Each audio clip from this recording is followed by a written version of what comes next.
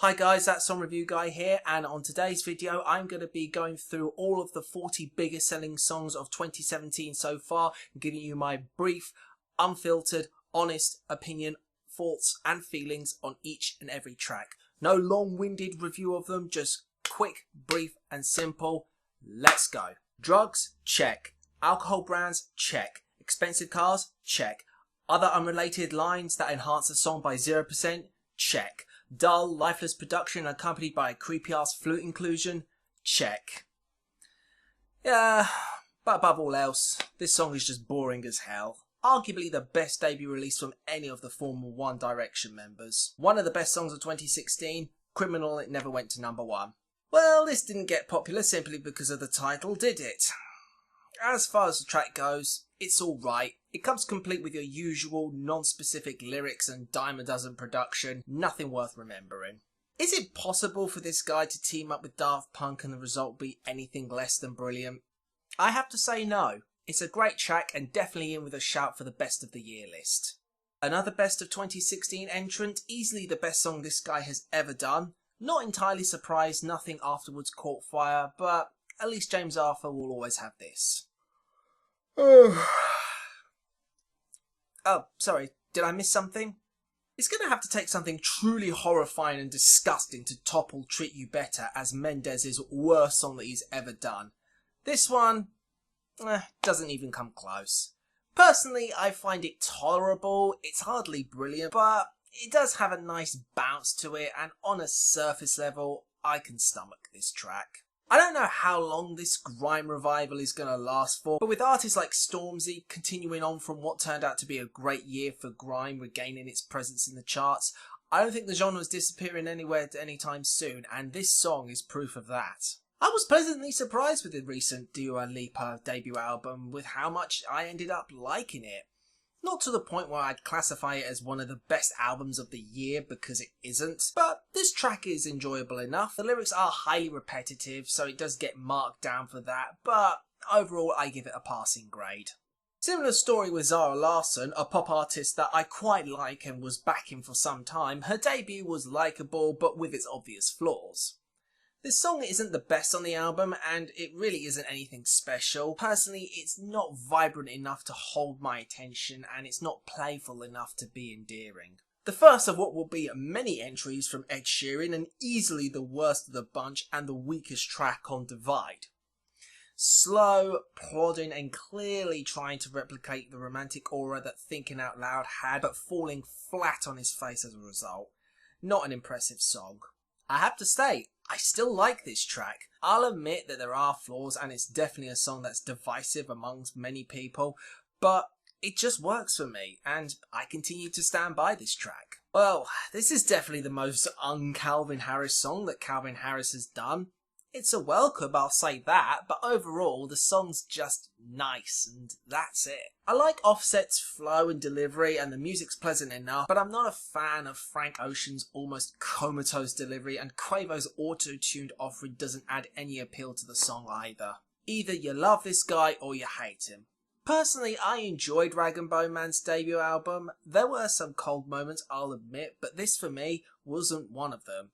Sweet song and one of the album's highlights. Gonna give it to her like you're in a marriage, eh? Yeah, she's just as recyclable as the next one, isn't she, Sway? The dark aura is kind of intriguing. It's a shame that that's the only thing that's really going for this song. I quite like the fragility of this track, and Michaels' vocals lend to the lyrics nicely. I think it would have benefited from a solely string-driven instrumentation, but hey, what can you do? You need some sort of pop appeal, I guess. It shouldn't have come as a surprise to anyone that Witness sucked. I know, big shock, right? This track, one of the best on the album in my opinion. Maybe it's because it's surrounded by so much crap. Who knows? Dua sounds like she's congested throughout this entire song. The production is annoying, especially with the beat sounding like it's being constantly drowned and then resurfacing, and the drop is pretty pathetic.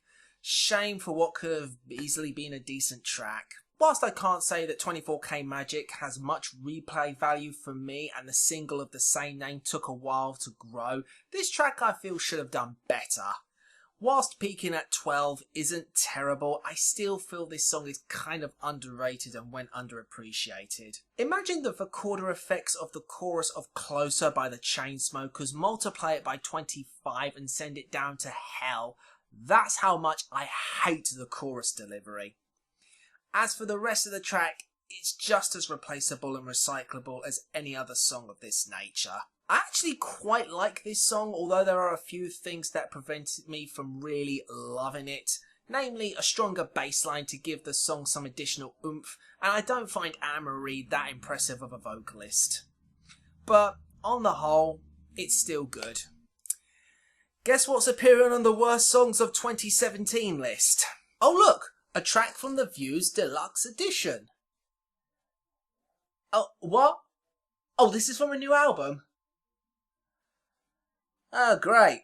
For a turn-your-brain-off kind of track, it's relaxing enough to enjoy on a bass level, but the critical side of me finds the track too one-dimensional. The whining backing vocoder effect is pretty dire. It's just the same 3 notes repeated. It's pretty lazy when you think about it. The kind of summer song that never was. It's definitely a good showcase of Cooper's vocals, although, shocker surprise, the more stripped back track Passport Home is a much better representation of that. Could have been a little more tropical for me, but it's worth its salt. Don't you just love the constant stuttering robotic vocal effect used in order to cover empty space because the writers were too lazy to think of words to fill said space?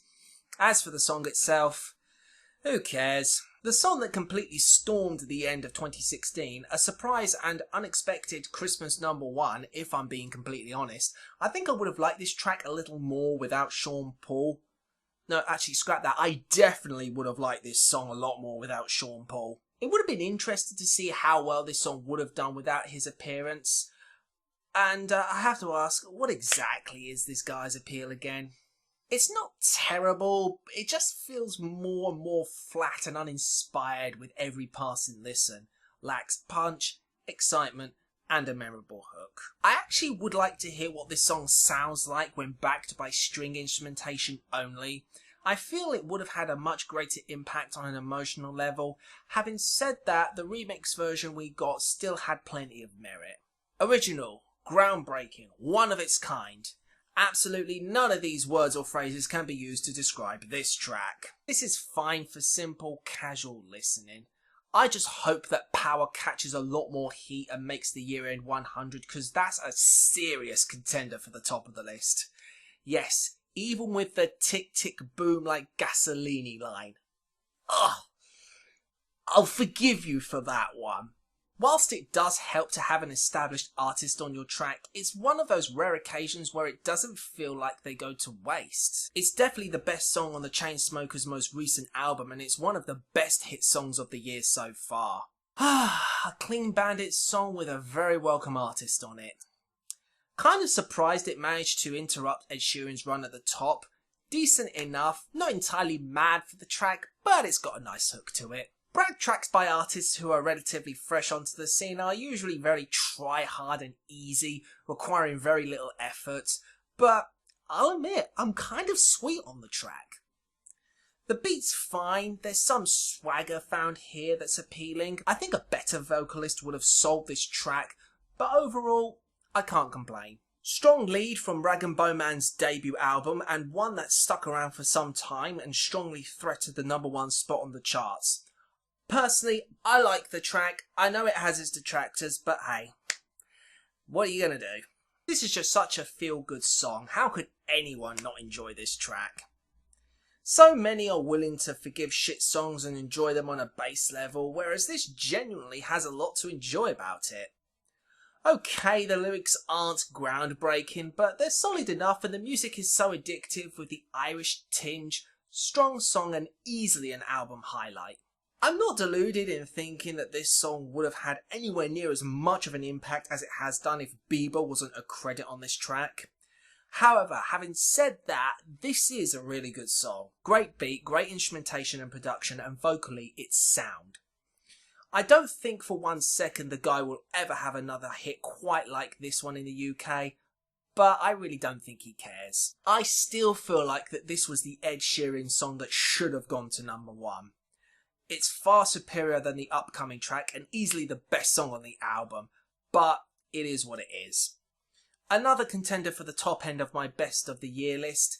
Let's see what happens. 14 non-consecutive weeks at number 1, over 2.4 million in sales and streams combined, has gone 4 times platinum. It should be no surprise to anyone that this is currently the biggest selling song of the year so far, and more than likely will be when the year is over. I don't have much to add from when I reviewed this song.